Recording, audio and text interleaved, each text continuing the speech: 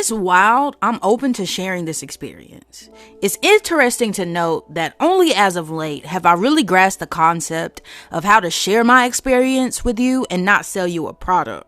Peace, family. It's your girl, Guruji Chastity, and today I want to share how I went no contact with my mother. In a recent video, Wisdom from the Pain of Healing My Mother Wound, I shared that I'm not an advocate for going no contact, which is a bit ironic, I know.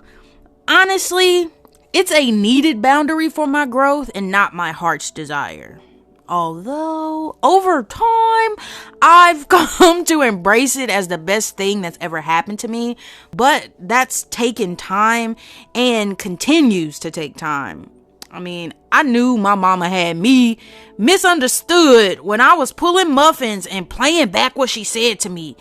It was in that moment I knew, like, I was fucking up. Because I was in conversation with my mother where I shared where I was in my journey, which was no longer being on social media as Guruji Chastity. A tough yet wise decision, and in that moment I didn't realize I was setting myself up for unwanted criticism, even though I just desired to share an aspect of my life with my mother. So I tell her, she hollers out, "Well, of course, if you ain't making no money from it." Ooh. Quickly embarrassed that I even brought it up, I tried my best to laugh it off and change the subject. And then there I was, playing back that conversation in my head at 3 o'clock in the morning as I'm pulling day old muffins. And it was then I knew that this was my first real and true boundary. So I expressed in voice memos something like, "Hey, I just wanted to share. It doesn't feel good that when I share what I'm up to in life, it feels devalued because it doesn't readily make me money." And that would be like things like questioning why I would make crochet items for loved ones for free. Essentially, it made me happy. And so I closed the voice memo with the phrase inspired by, a brother back home in Nashville. Rashad would tell me, "I love you and I'm on your side." Okay? I said, "Ooh, she did that." Not anticipating, an immediate response, I patiently waited. Once or twice, I randomly checked my phone and was thinking to myself, damn, shit, I forgot I sent that message, but she still ain't responded. 3 days later, again, ironically enough, I was at that damn muffin case and I see her name pop up on my phone. I'm excited to see what input she has to share. I go to open the text and child, it's an article of a tragedy in Nashville with the caption, "My friend Janice." Cousin, I kid you not. I look around for the cameras. Like, what they filming? And I burst into hysterical laughter because, girl, huh? And in that moment, it all clicked. Like a girl who finally realizes the guy who kept listening to her every time she pleaded for her needs to be met, but he would push back. Every now and then, he entertained ideas of like accountability and would show small, subtle signs of change. But then they do that dance all over again after, some dysfunctional moment disturbs the status quo.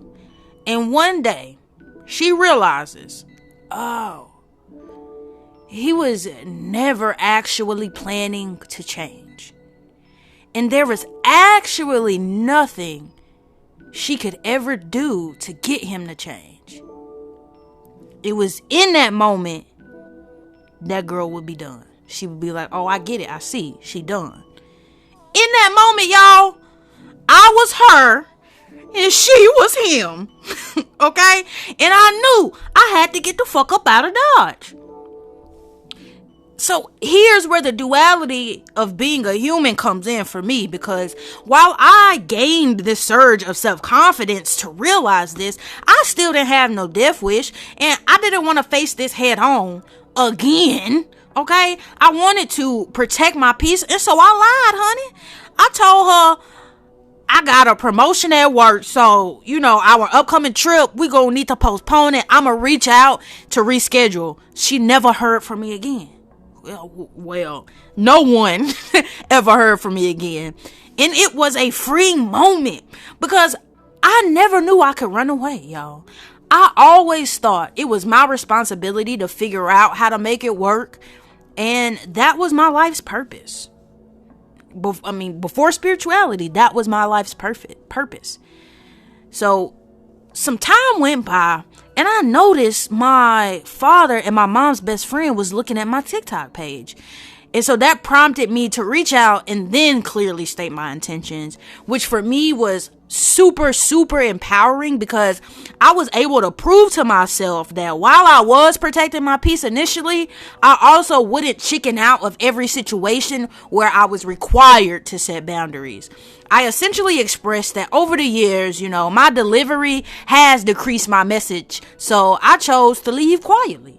I attempted to express an experience with the utmost care to not accuse anyone, but it's clear that this relationship will never develop into one that makes sense for me. And so for that reason, I'd like to not be a part of it. And, I said some more about respecting that choice, yada, yada, yada. Do I feel bad? No. Did I ever feel bad? Of course. It's been a tough journey.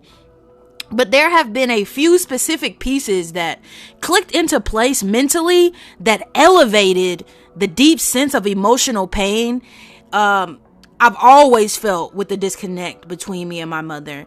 And let me better say, there have been things that mentally clicked into place that elevated and alleviated the deep sense of emotional pain I felt with that disconnected relationship. Do I feel better now? 10 times better. 10 times better. I wish I would have had the wisdom and tools to do this sooner, because I'd be a lot farther in life. It's like if I would have cut off the cancer, I would have been farther and healthier than trying to tend to it on my own. Because goddamn it, I ain't go to school to learn about cancerous stuff. That's not to say that everyone in my family has contributed to it feeling like cancer. Definitely not. But I'm a big proponent of, if it doesn't benefit everybody, then no one can have it. Even me. Even if it means I may suffer or I may have to work a little harder without it. So I can't be leaving the past behind and then try to let a little piece of it in because one or two particular pieces weren't all that bad. So everybody had to go. Oh, wait. You still there, cousin? Listen, I don't tell the stories of my familiar experience, to be sensational. It's to be helpful, So I hope this story helps inform where you are on your journey to help prepare you for your next move so you can make it your best move.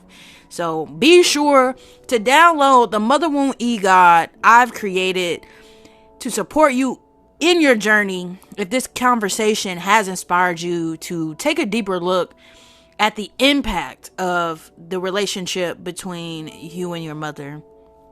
Also, make sure you subscribe to the channel if you're interested in more Mother Womb content. Until next time, family, I love you. Peace out.